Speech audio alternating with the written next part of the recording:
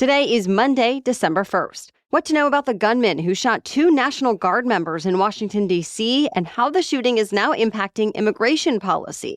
Also, why both Democrats and Republicans are now demanding answers from the Trump administration about boat strikes in the Caribbean, and where winter weather is now headed after slowing down holiday traffic. Plus, we'll explain President Trump's latest big legal win, the case pitting Michael Jordan against NASCAR, and what kind of deals you can expect on this Cyber Monday. Those stories and even more news to know coming up. Welcome to The Newsworthy. All the day's news in around 10 minutes. Fast, fair, fun, and on the go. I'm Erica Mandy. Thanks so much for being here. You ready? Let's do this. Investigators say they're still working to figure out why a man drove across the country to shoot 2 National Guard members near the White House. One of those members, Army Specialist Sarah Beckstrom, was killed. The other is Air Force Staff Sergeant Andrew Wolf. He's critically hurt. Police arrested a suspect moments after the shooting. Authorities say he's an Afghan national who came to the U.S. in 2021 because of his work with the U.S. government during the war in Afghanistan. Reports say he was actually part of an elite CIA unit that was involved in dangerous combat missions to seize or kill suspected terrorists, likely saving American lives.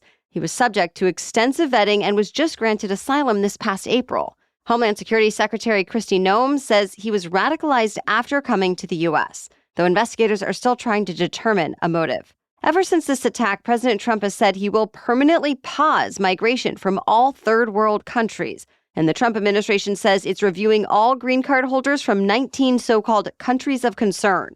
The government has also stopped processing all asylum decisions for now. Advocacy groups are condemning the shooting while also asking the Trump administration to not punish the entire Afghan community. Meanwhile, in Washington, D.C., police are adding security measures so every group of National Guard members patrolling the city will be accompanied by at least one officer.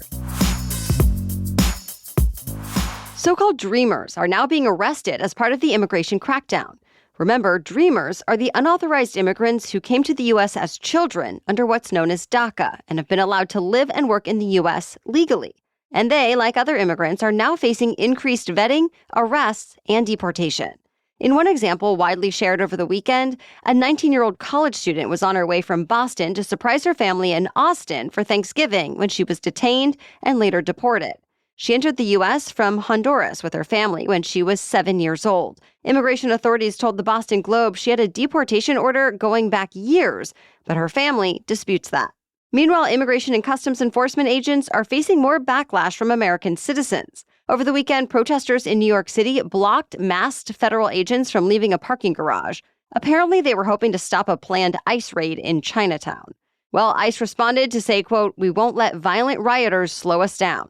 And several protesters got arrested for refusing to comply with officers' instructions. Protesters have also clashed with federal agents in Chicago and other cities in recent weeks. And more tensions are expected soon in New Orleans, where the operation dubbed Swamp Sweep is set to launch today.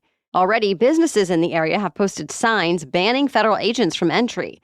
Advocacy groups have offered rights-related trainings and workshops about documenting the crackdown. Swamp Sweep could continue for months in southeast Louisiana and Mississippi. The U.S. military is getting closer to striking Venezuela. During his Thanksgiving remarks, President Trump said the Pentagon would launch land-based attacks very soon. Of course, this comes as the military has already been beefing up its presence in the waters surrounding Venezuela. The U.S. has also been flying simulated attacks against the country in recent weeks. And then over the weekend, President Trump wrote on social media the airspace surrounding Venezuela should be considered closed. Venezuela's government responded by calling Trump's comments a colonialist threat. President Trump just had a call with Venezuela's leader, Nicolas Maduro, last week, and reports say Trump told Maduro to resign and leave the country now, something Maduro is still refusing to do. Trump accuses Maduro and his top allies of running the Cartel de los Soles. And last week, the State Department formally designated the cartel as a foreign terrorist organization, placing Maduro and his top aides in the same legal category as the leaders of al-Qaeda and ISIS. And that's seen as a way for the Trump administration to take military action without needed approval from Congress. But already many lawmakers here in the U.S. have some doubts, and top Republicans have joined Democrats in demanding answers about the expanding military campaign. So far, they're especially concerned about one strike on a boat in the Caribbean. As the Washington Post reports, Defense Secretary, aka War Secretary, Pete Hegseth, gave an order to kill everyone aboard boats suspected of smuggling drugs. And that apparently led to a military commander carrying out a second strike to kill people who initially survived an attack. So now lawmakers say if that report is accurate, the attack rises to the level of a war crime. Hegseth has called the report inflammatory. Either way, Congress is investigating that strike as well as others against suspected drug boats, all done without consulting Congress. To be continued. Travelers have been facing thousands of flight delays and cancellations as they try to return home from Thanksgiving trips. At first, the biggest source of trouble was a powerful snowstorm in the Midwest and Great Lakes regions. For example, over the weekend, there was a 45-car pileup in Indiana and a Delta jet skid off the runway in Iowa. In a busier area on Saturday, Chicago O'Hare Airport reported about 8.5 inches of snow, making it the snowiest November day on record. Now, some emergency warnings are still in effect in the Great Lakes and Midwest, while another winter storm is in the forecast for New England, the Mid-Atlantic, and East Coast. It's expected to bring widespread showers and thunderstorms today. And then tomorrow, it could turn into widespread ice and snow. Stay tuned. More news still ahead. But first, I want to take a moment to talk about our sponsor, Quince. When it comes to holiday gifting, I want to give things people really love. Beautiful, timeless pieces that they'll wear for years. That's why I'm looking to Quince. Quince has something for everyone, from soft Mongolian cashmere sweaters for just $50 that look and feel like designer pieces, to Italian wool coats and other outerwear that actually keep you warm and last for seasons. And while every piece is made with premium materials from ethical factories, it's all sold at prices that actually make sense, far below what other luxury brands charge. And I know I'll be turning to Quince for gifts because I've been a recipient of a gift from Quince that I adore. I wear a gorgeous, delicate bracelet from Quince almost every day that my friends gave me, and I love several other items from Quince, including my go-to carry-on luggage and a great wool sweater. So find gifts so good, you'll want to keep them with Quince. Go to quince.com/newsworthy for free shipping on your order and 365-day returns. Now available in Canada, too. That's QUINCE.com/newsworthy to get free shipping and 365-day returns. Quince.com/newsworthy. Now, back to the news. President Trump is hoping to quiet many of his critics who have been questioning his health lately. Trump now says he's going to release the results of an MRI he had done back in October, though he doesn't know exactly what it might show, since Trump says he's not sure what part of the body the MRI was looking at. What the president did tell a reporter was he knows it wasn't his brain because he did perfectly on a cognitive test. Already, an October medical report declared Trump to be in exceptional health, and the White House says the MRI was just part of a routine physical. Top American negotiators are headed to Russia today, hoping to pave the way for peace in Ukraine. It comes just one day after they met with Ukrainian envoys in Florida. Yesterday's meeting reportedly included talks on possible elections in Ukraine, land swaps with Russia, and future security guarantees. Secretary of State Marco Rubio says they made progress in negotiations, but that there's still a lot of work left to do. Meanwhile, Ukraine is still under attack. Over the weekend, Russia bombarded Ukraine with a nearly 10-hour air assault with hundreds of missiles and drones. The attack struck residential buildings and energy infrastructure, and they caused power outages for hundreds of thousands of Ukrainians just as the country heads into the fourth winter of this war. On the other side, Ukrainian drones also reportedly hit Russian targets over the weekend, including one of Russia's largest oil refineries. President Trump doesn't have a specific deadline on the peace proposal, but he says he's hoping to get it done as soon as possible. A judge in Georgia ended the last election interference case against President Trump. Trump has now seen 3 criminal cases against him dissolve since he was reelected. And this case out of Georgia was seen as the most serious legal threat to Trump, since he wouldn't be able to pardon himself for a state conviction.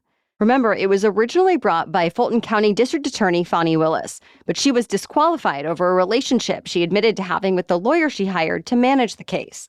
And last week, the prosecutor who took over for her told the judge he would not be moving forward with the charges, saying another drawn-out legal process would not be in the best interest of Georgia's citizens. Charges were also dropped against the president's 18 co-defendants, including his ex-lawyer Rudy Giuliani and former chief of staff Mark Meadows. It's being called one of the most important moments in NASCAR history. A highly contentious lawsuit is going to trial today. It was first filed by the race team 2311, which is owned by basketball legend Michael Jordan and three-time Daytona 500 winner Denny Hamlin. They were then joined by the team Front Row Motorsports. Both teams now accuse NASCAR of running an illegal monopoly through its charter system, which is basically NASCAR's version of the franchise model used by most other pro sports leagues. Well, the two teams don't like parts of it, like certain supply deals and rules about where teams can race. On the other side, NASCAR wants the charter system to continue, saying it actually benefits teams. There's already been a lot of behind-the-scenes drama, though, since this legal battle has revealed some unflattering things both sides have said previously. For example, one executive apparently said fans of the sport can't read, and Jordan joked that he loses more money in a casino than he pays one of his drivers. Now, if the teams win, they'll get a big payout from NASCAR, and the charter system could be dismantled. But if NASCAR wins, reports say it's unlikely the two teams will be able to stay in business beyond next year. So, to be continued. Americans headed to the movies in a big way over Thanksgiving, with Disney's Zootopia 2 leading one of the strongest holiday box office weekends ever. The animated sequel brought in an estimated $156 million in the U.S. and Canada over the 5-day holiday, making it the second biggest Thanksgiving opening of all time. Universal's Wicked for Good was right behind it, adding about $93 million domestically. Altogether, the Thanksgiving box office neared $300 million, putting it among the top holiday performances ever. Well, that's it for the main news, so now it's time for Money Monday, when we talk about one interesting money-related news story. But first, a quick thanks to our sponsor. You know what's easier than fixing a problem? Not having the problem in the first place. Your liver is one of those organs you might not think about until you have to. So supporting it daily is one of the small things that can make a big difference in how you feel overall. Dose for Your Liver is a clinically backed liver health supplement. And thankfully, this is not just another capsule or powder. It's a great-tasting liquid supplement that's taken in an easy 2-ounce shot. It honestly tastes like fresh squeezed orange juice. It has 0 sugar, 0 junk, and 0 calories, but it's promoting daily liver function, so your liver can do its very important job, be your body's filter. Did you know your liver performs over 500 functions daily? Yeah, it does. And Dose did 2 double-blind placebo-controlled studies showing its positive impact on liver enzyme levels. Ready to give your liver the support it deserves? Head to dosedaily.co/newsworthy or enter the code newsworthy to get 35% off your first subscription. Your body does so much for you. Let's do something for it. That's dosedaily, dosedaily.co/newsworthy for 35% off your first month's subscription. Now, back to Money Monday. Today could end up being the biggest online shopping day in American history. Cyber Monday has always been big for e-commerce ever since it was introduced 20 years ago. But experts expect even more spending today than in years past as Americans hunt for the best deals. So how good are the discounts? Well, it depends on what you're shopping for.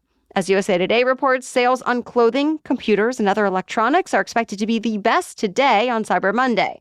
But it says Black Friday was likely the best day to buy toys, appliances, and furniture.